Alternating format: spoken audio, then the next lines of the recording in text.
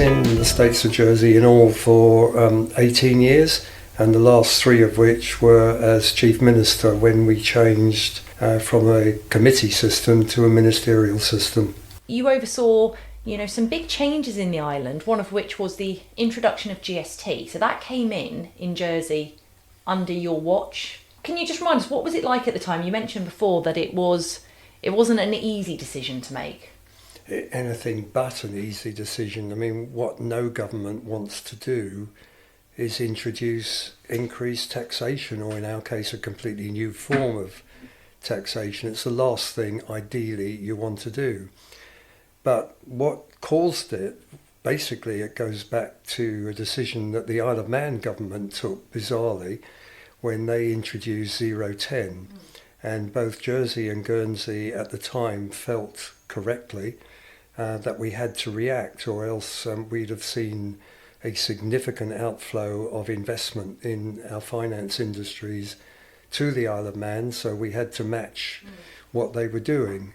Now, I can't speak for Guernsey, but as far as Jersey was concerned, that created a very significant hole in our finances, which we decided had to be plugged. And we took many months deciding how best to do it. We took very high level and very good advice, and we basically came up with 3 alternatives in terms of taxation. There were other things that we needed to do in trying to reduce expenditure, although that's not easy either. 3 alternatives so far as tax was concerned. One was to up the rate of income tax from the 20% level it had been at, pretty well ever since it came in. The second was to introduce a payroll tax, and the third was GST. And we decided, and I think rightly, that of those 3 options, GST was the least worst. Nobody liked it, nobody wanted it, but we had to do something significant, and we decided the GST was the least worst. So ultimately it was introduced in 2008. And met with some resistance by the public in Jersey? Just a little bit of resistance. We had a petition signed by 17,000 people against GST. Now, normally a petition in Jersey will get maximum maybe a couple of thousand signatories, frequently a few hundred. To get 17,000 was absolutely unprecedented, and it clearly represented, again, not surprisingly, an unwillingness amongst the population to have their tax burden increased. And of course you always will understand that.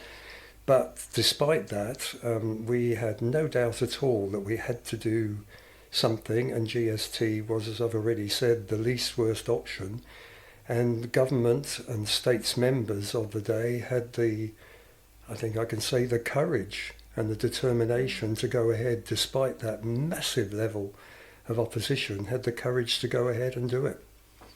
Okay, so a GST, as we know, is a goods and services tax. And what is it levied on in Jersey? Is it across everything, or are there any specific exemptions? No, it's pretty well everything. We looked at potential exemptions, and the obvious one that is frequently debated for obvious reasons is food and baby clothing, stuff like that.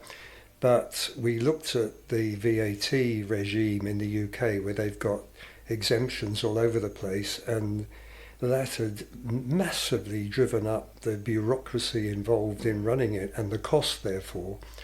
And we felt that we had no alternative other than to introduce it as simply as possible. And again, this was very unpopular, but nevertheless, it came in covering pretty well everything. It still is covering pretty well everything. There's still pressure to exempt food and baby clothing and so on, but so far that pressure hasn't come to anything, and it remains in place in terms of structure, I think, identically to how we introduced it. Yeah, and again, those arguments have been had in Guernsey over recent months. If a GST comes in over here, it will be across everything, and it will be at 5%, which is the same level it is in Jersey at the moment. But when it came in, it was 3%. So there's been a 2% rise, but over 14 years then since Yeah. it was first introduced. Yeah. Has there been any push to make it higher than 5% in Jersey, or is that quite an agreed level now? I'm not aware of any push. I'm no longer involved in government, of course, but I'm not aware of any push to increase it. No, the push is still to have some exemptions. But you're right, it came in at 3%. I don't recall when it went up to 5%. It was after I'd left government, certainly. I think it was probably about 3 or 4 years ago, maybe a bit more. But many people were predicting when we introduced it, it would rapidly go up to 10 or even further. Thankfully, it hasn't, and I see little prospect of it doing so. I think the other crucial thing about it was that when we introduced it, we also introduced a whole new level of income support, because it is a regressive tax, if you like, and if you don't introduce other measures, then it will impact disproportionately on the less well-off. We're well aware of that. So we introduced a level of income support for the less well-off, and we maintained a very high threshold of earnings that people needed to have before they paid income tax. So we paid a great deal of attention to protecting those who could least afford the tax. And in your experience then, looking back to the times when GST was introduced, do you think it worked then to help people who are less well off? Because the argument in Guernsey recently has been that poorer families will struggle with increased food and living costs. But if there are those offsets elsewhere, we've been told it will help those same people. Yes, I don't know the detail of the proposals in Guernsey, but certainly it helped the less well off in Jersey. And there is, to the best of my knowledge, there's absolutely no pressure to remove it at all. You know, I've heard predictions or read predictions in the media in Guernsey that will wreck your economy and so on. It hasn't wrecked Jersey's.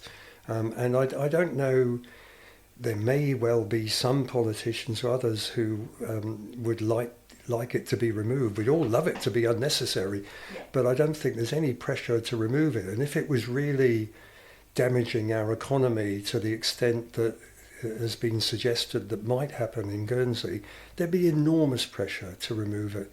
That's not happening. It's, as far as I can see now, very well embedded, and I don't think it's going anywhere at all.